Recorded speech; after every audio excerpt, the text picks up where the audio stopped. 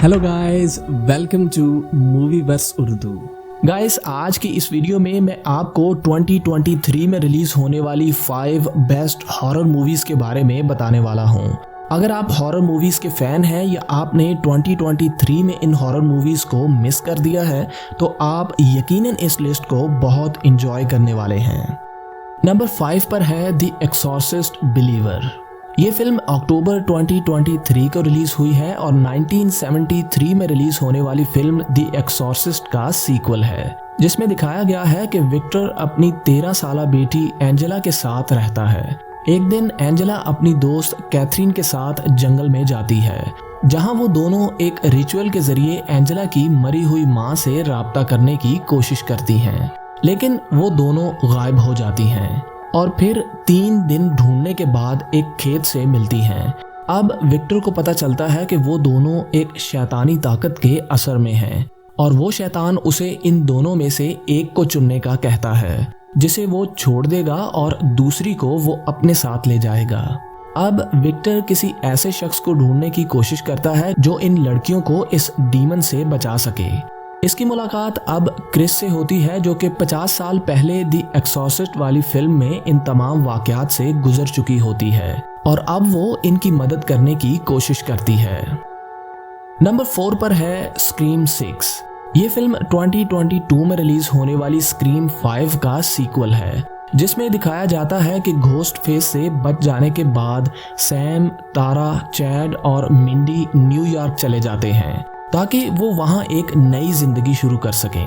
लेकिन हैरानकुन तौर पर वहां पर चंद नए घोस्ट फेस आ जाते हैं और फिर से ये तमाम कत्ल होना शुरू हो जाते हैं।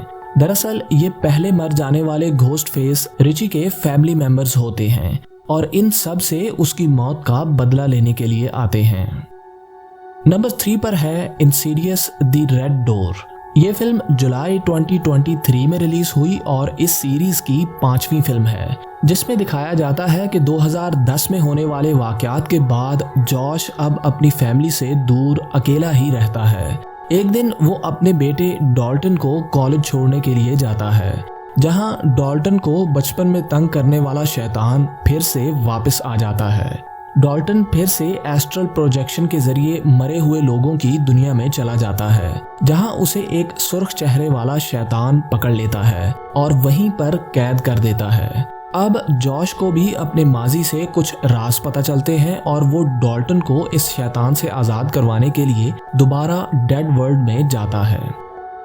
नंबर 2 पर है इविल डेड राइज। ये फिल्म अप्रैल 2023 में रिलीज हुई, जो कि इस सीरीज में 5वीं फिल्म है।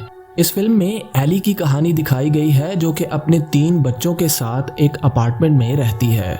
एक दिन उसकी बहन बेथ उससे मिलने के लिए वहां आती है और उसी दौरान वहां पर एक अर्थक्वेक आ जाता है और इस अर्थक्वेक से इस बिल्डिंग के नीचे एक तहखाना खुल जाता है।